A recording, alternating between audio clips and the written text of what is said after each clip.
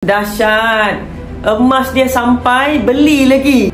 Itulah pentingnya bila beli emas ni, keluarkan daripada account Gap tu, pegang fizikal, baru anda punya feel tu rasa macam terbang ke langit tau. Ni dia cakap apa?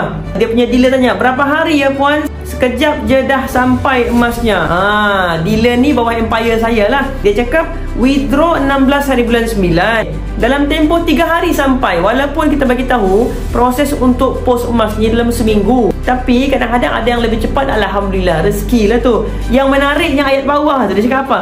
Hari ni saya tambah beli 1 gram je.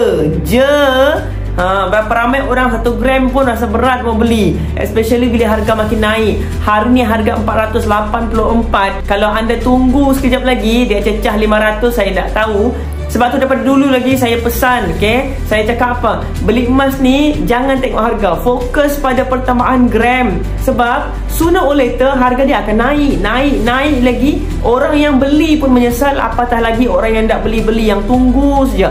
Ingat, bukan emas yang menjadikan kita kaya, tapi ilmu. So make sure anda follow saya supaya anda dapat belajar banyak ilmu dalam emas dan kewangan, dan juga dengar kisah-kisah inspirasi kejayaan penyimpanan emas anda, empire saya, supaya anda pun serius dan semangat mau menabung konsisten.